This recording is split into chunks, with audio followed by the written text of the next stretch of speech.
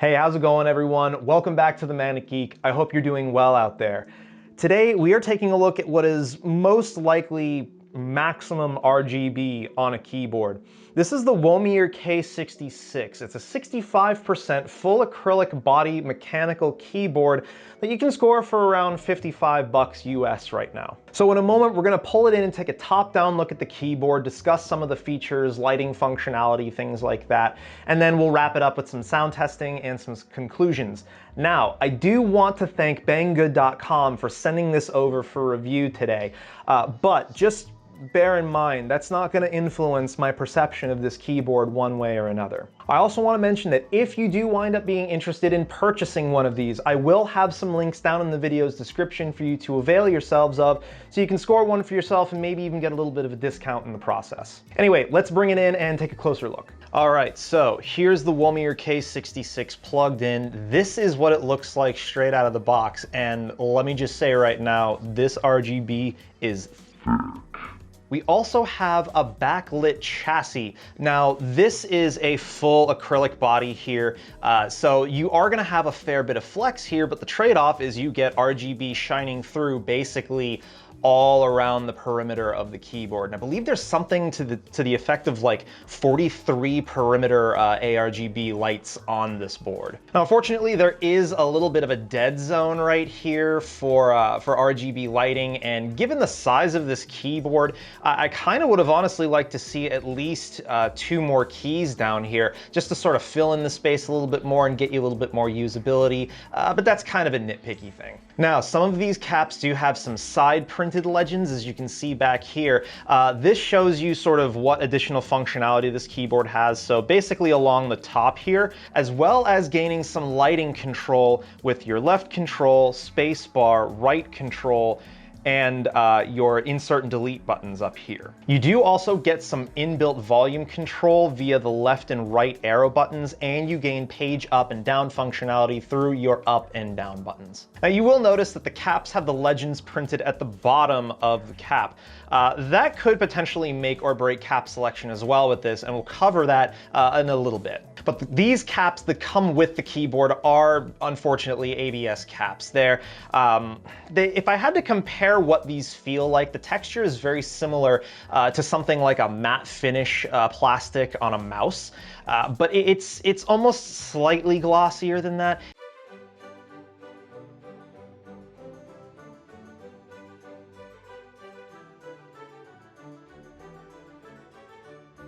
Now, as far as any auxiliary plug-in is concerned, you only get the one additional port on this. It is a USB Type-C port.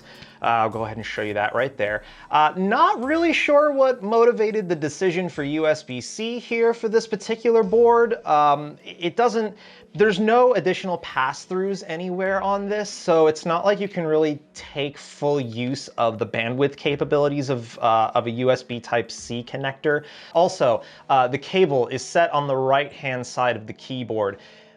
That may or may not bother you depending on how you have your setup configured, but that combined with an obnoxiously long stock cable that is it's about 6 feet long, and if you have your keyboard set up with your computer off to the right hand side of you, you're gonna have a lot of this cable to need to bundle up. Now, fortunately, I just got something in the mail today that I may be using to maybe address some of this, so stay tuned for some future content surrounding this keyboard. Now, you do get 4 rubber feet on the bottom of this keyboard, but there is no height adjust to it, so you only get whatever angle this ships with out of the box, unless you put some different feet underneath it, or, you know, it is an acrylic body. I mean, if you've got the right tools for it, it wouldn't be such a challenge to just drill new holes in the bottom of this and create mounting points for magnetic feet or something like that. Now, I have seen reports that people that have purchased this keyboard had these feet fall off of them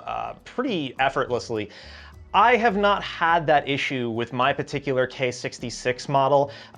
It does get a little bit slidey on you if you're applying purposeful force to the keyboard, but under a normal typing scenario, this thing never really moved on me at all after about a week or so of use. And while it's not strictly speaking necessary to do this, I did wind up taking off this bottom cover for the body here, just so we could take a look at the PCB. It's only using Phillips head fasteners down here, so most toolkits, basic toolkits out there should be able to address this.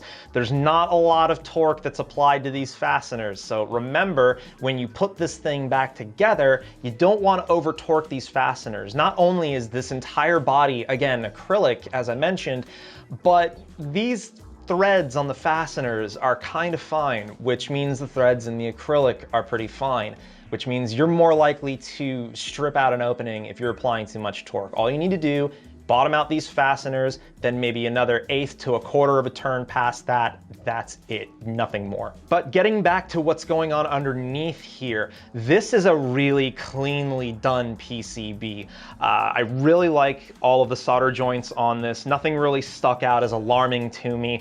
And again, it's just a really cleanly done layout. I almost wish I could see more of it. Now, the one thing to note with this particular K66 I got in, this is not the hot swap model. This is the one that comes with a fixed switch type on it. In this particular case, Gateron Reds. Now, if I can find a link to the model of this keyboard that has the hot swap PCB on it, I will post that down in the video's description. But I am to understand that the hot swap version of this keyboard tends to have some QC issues with switch mounting. The switches tend to come out really easily for whatever reason. Now, as for the switches that came with this particular board, again, they are Gateron Reds. They feel like a pretty typical Gateron Red switch. Smooth, linear action, feels really clean here. But these specifically are laid out in a north-facing configuration. This is something that's been starting to draw more attention in the enthusiast keyboard market, because with north-facing switches, the RGB lighting is shining out through a different position on the switch than what you would normally see with a south-facing switch with more traditional layout. The end result is that the concentration of lighting coming out from the switch is going to be in a different position. So if you have legends on your shine-through caps that have the legend printed at the top versus the bottom, that may influence how much light shining through you'll get. Now, as it just so happens, I had a set of glorious keycaps set up with some of their O-rings, so I went ahead and moved those onto this keyboard just so that we could get some B-roll footage of that and do some typing tests with it as well, because it's got a look that looks almost identical to this stock configuration, but the legends are printed at the top of the cap. With this board, it honestly didn't seem to matter a whole hell of a lot whether or not I had a top printed or bottom printed legend. Both of them looked pretty good in my opinion. But I feel like this board may be the exception rather than the rule, just because there is so much RGB lighting that shines through on this that it's going to be hard for you to not see it through a shine-through cap. But enough about the technical stuff. You want to see this RGB. So we are going to start off with function. This is the core of all the functions that you'll be using to control your RGB lighting on this keyboard. So first one is function right control. Right control switches the lighting mode of the keys themselves. And we will actually go ahead and turn down the studio lighting just so that we can see the RGB lighting. There, how's that working for you? So again, back to function control. This is going to change, as you'll notice, the lighting just for the keys themselves. You notice the perimeter lighting is remaining unchanged as I cycle through the different lighting modes for the caps. And by and large, actually, I'm pretty okay with the lighting effects that they have pre-programmed here.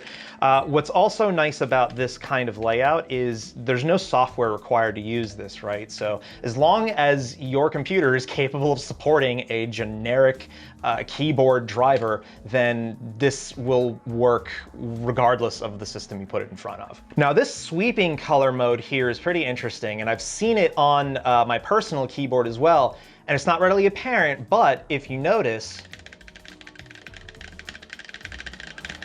the more and the faster I type, the faster that scanning motion gets until I stop typing and it gradually slows down. See, isn't neat? That's neat. I like that effect. And then of course, we've just got lighting off mode. Now, if we do function and left control, that's what controls our perimeter lighting effects. Now, there aren't quite as many perimeter lighting effects as there are keycap effects, unfortunately. All right, so we've got everything returned to a sort of solid color palette right now, or rather a static color palette. So now we'll go function and spacebar. Now, you'll notice things have shifted a little bit in here. What you're seeing now is the selection of available colors that you can pick for what you want to color the different, or your main section of the keyboard. Now, here's where the lighting coordination sort of breaks down a little bit. You cannot independently change the color of individual keys, and you cannot independently change the color of the case body and the keys. It all has to be the same color. Again, if you were to get functionality like that, you'd be looking at a much higher price point and a potentially more complicated product. This is not that. But anyway, enough about that. Let's say I want to go with kind of a pale blue color.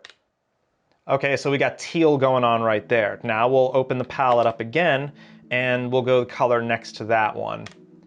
Okay, so now we've got a solid blue color theme going on here. And now it is worth noting, obviously, if you're looking at this directly from the side, there's a lot of hot spotting with the LEDs on this, but really from this top down angle, which is really what you're gonna see more than anything else, it's really not so bad. I actually kind of like the blue border with the tachometer setup, because just on its own at rest, that is a really sharp looking colorway. And then as you start typing, it just keeps getting more and more. But because the blue remains in the borders, everything's still sort of jiving, even up to the point of going full red with everything. Like, I don't know, I just really like that. Now, as far as the rest of overall build quality goes, the only thing that I noticed, and it's like really small, is the edges of the acrylic don't really meet up 100% flush along the edges.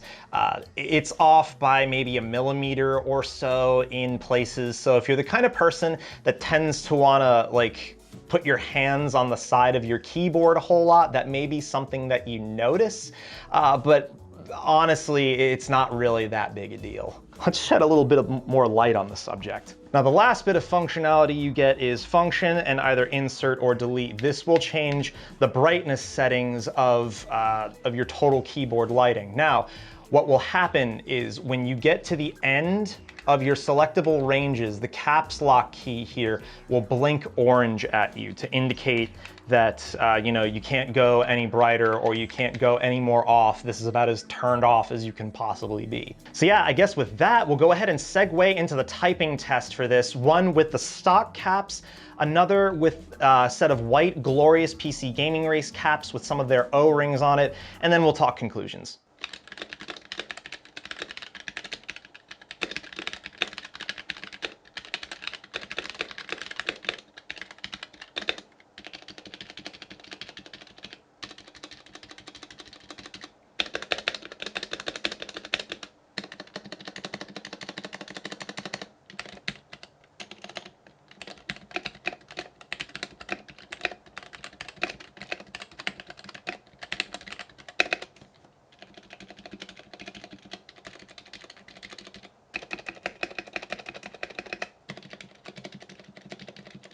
Now, as far as my daily use experience with this keyboard goes, I really didn't have any major issues with it at all. I mean, it's a pretty straightforward 65% layout keyboard. And all of the switches feel extremely consistent across this keyboard. I'm actually especially fond of the stabilizers that they used here. They're lubed enough that they feel really nice out of the box. And really, probably the one thing that surprised me the most with this keyboard is that the lighting on this was nowhere near as distracting as I thought it was going to be, with both the body and the keys being illuminated like they are. Now, you can just turn the whole thing off and just have a really slick looking acrylic body keyboard on your desk. But I also found that if you have the full like sort of RGB spectrum lighting mode on and you turn it down to the lowest brightness setting, it actually winds up creating a really gentle lighting effect, and it's a lot more evenly diffused than full brightness RGB lighting on this. So that actually looked really nice to me. Now, Pricing. This keyboard is currently on sale, I believe, for what is $55. I'll post some screenshots up on the screen here, I'm sure. At that point, there's some decent competition out there as far as a cursory search on my end is concerned. Royal Kludge is a name that pops up a lot for competing solutions in this form factor and price bracket. But you're still not quite in a pricing range where you have a really broad selection of keyboards, and certainly nothing with the RGB lighting effect that's as intense as the Womier K66. So anyway, yeah, Womier K66 definitely gets a recommendation from me. Again, I'll have some links down in the video's description, as well as a coupon code that you can use on checkout at banggood.com to get yourself 10% off any non-discounted peripherals. So again, if the K66 is on sale and you use this coupon, you may not get as big a discount as if you were applying it towards maybe a different peripheral that they have listed on their website. And once again, thank you to banggood.com for supplying this keyboard for review today. Guys and gals, if you liked what you saw today, hit that thumbs up button, make sure you're subscribed, and hit that bell icon so you're notified every time I put up fresh content for you. And I'll catch you all next time. So take it easy.